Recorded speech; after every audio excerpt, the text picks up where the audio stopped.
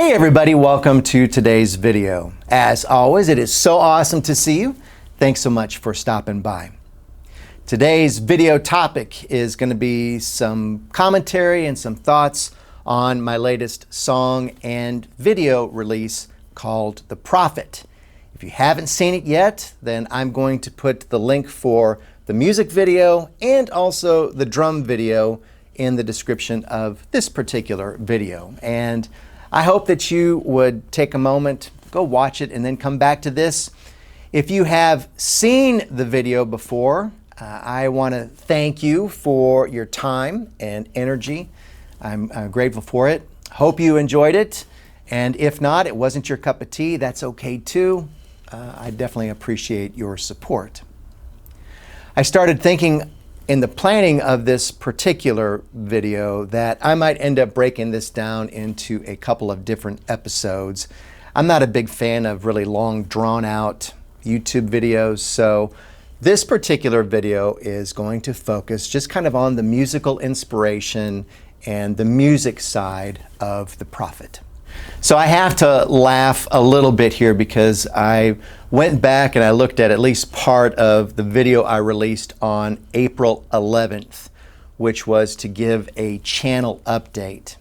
And in that particular video, I had mentioned that I wanted to write some simpler songs so that I could release songs more frequently because it takes a while to put these things together.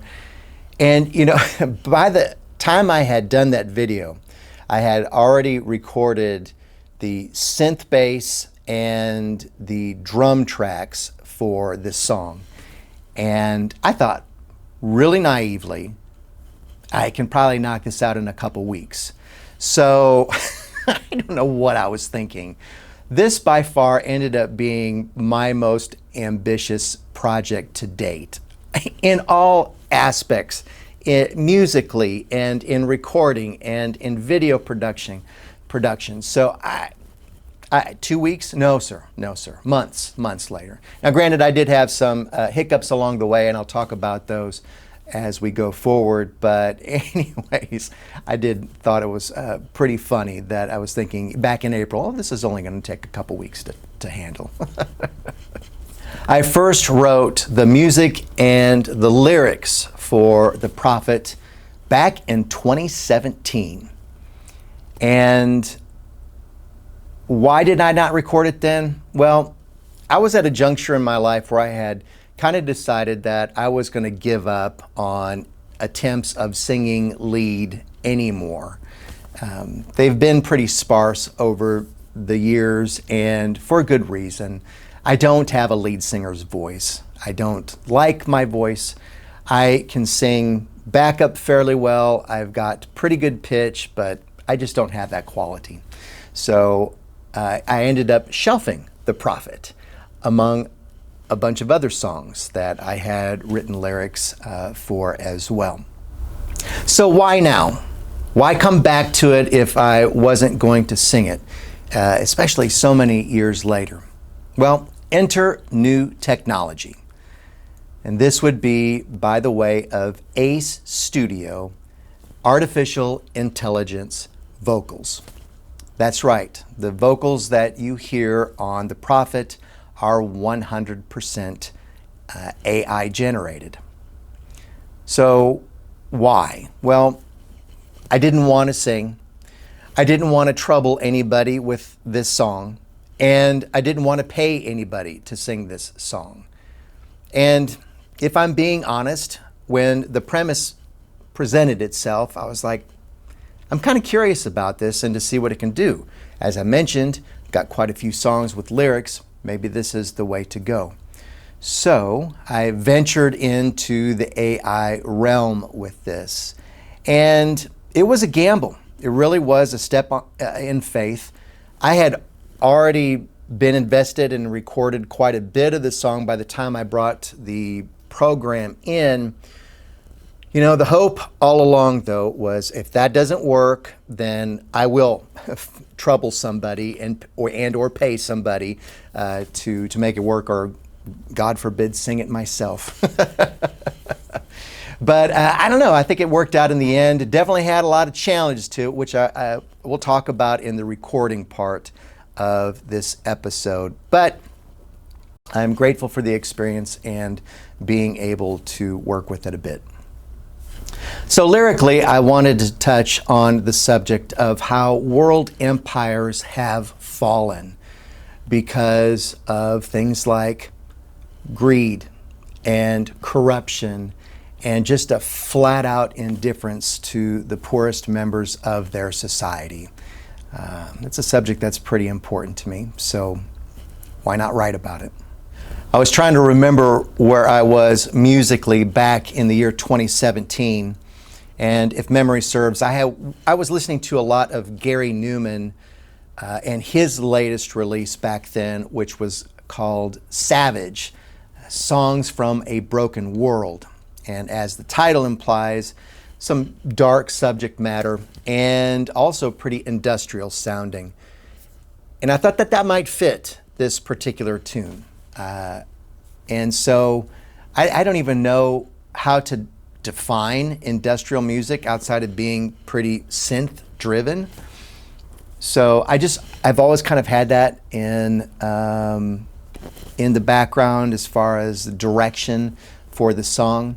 Now, I think in the end, looking back now in 2025, having released it, I don't think it is industrial. There may be some shades of it, perhaps in the verses, but for the most part, I ended up, going my own direction and doing my own thing. And I'm always, always, always a sucker for kind of that new age era that was back in the late 70s, early 80s, where things were pretty synth driven, but with some powerful drums. Think Missing Persons, well, heck, even Gary Newman, Cars, has got some, the drums make a statement in that album. Rush at that time had a lot of synth driven tunes. So I think that's where I tend to navigate when it comes to my own writing. Earlier this year, when I decided that I was going to revisit The Prophet and thinking that it was going to be an easier song, I had to lay down the foundation first.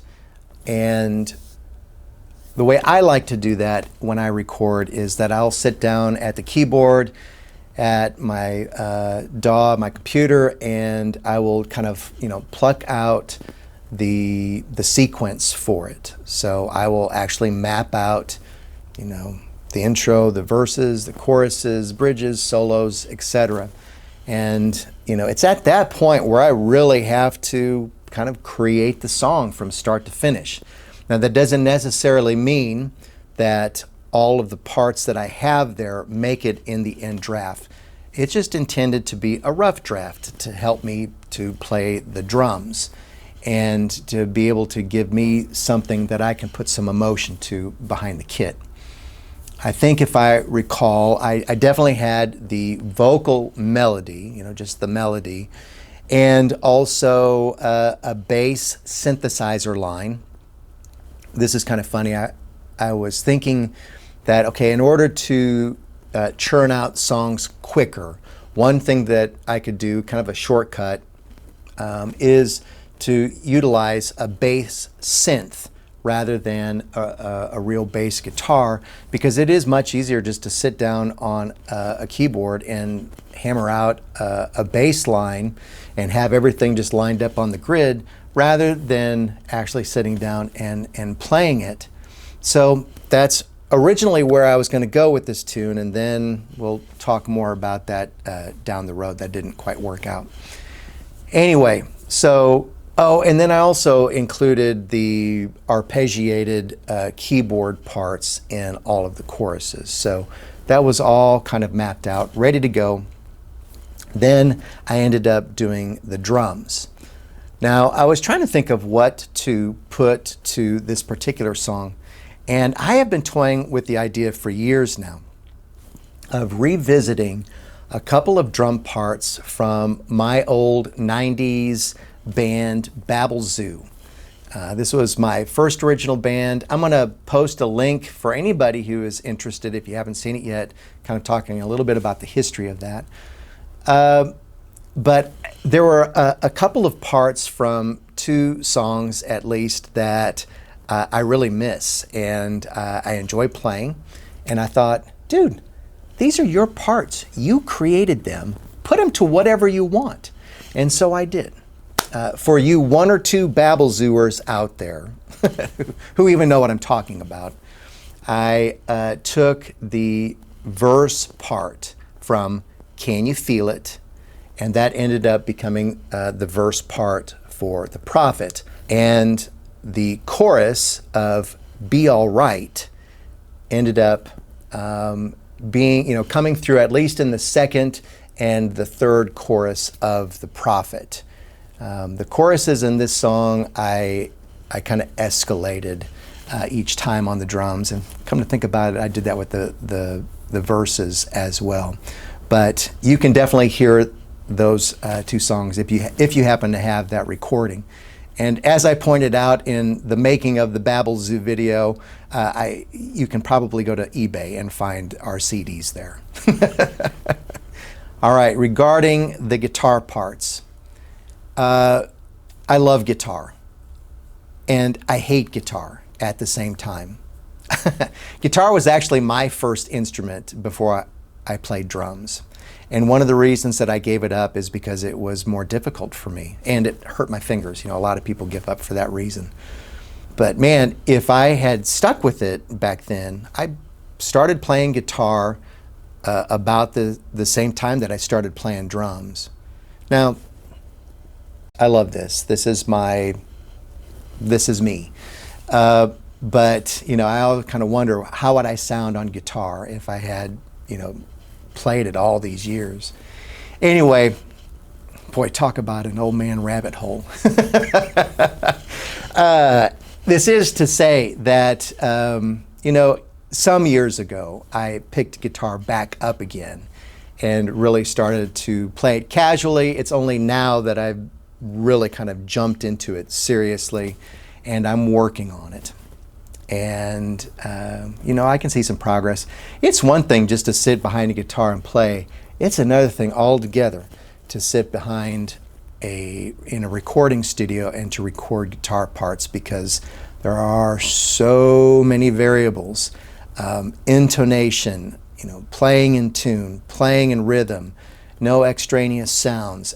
It is a lot harder than I ever gave it credit for. So I know that there are guitarists who can shred and play way better than I can, and that will always be the case. And also I know that oftentimes what guitarists will do is that they'll release their own original music, and they'll bring in a drummer to play some basic beats. And what ends up happening is that the guitar gets lifted and shines a little bit more. Well, I do the opposite with the drums, right? Drums are where my forte is, so I end up playing something a little bit more basic on the guitar, stuff that works, something that's utilitarian, something hopefully that's got some feel and some imagination to it. And the hope always is that I play whatever supports the song. And I feel like I did that with this tune in general. All right, that's it for today.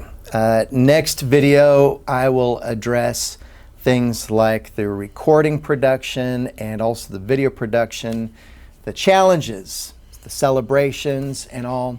And once again, if you've taken some time to watch the song, I definitely appreciate you. And if you haven't, then do it. You give it a listen and see what you think. I'd like to know what you think about it, unless you hate it, in which case that would make me cry. No, I'm just kidding. Art, it's all in the eye of the beholder. So, until next time, light and love to you all. Take care now.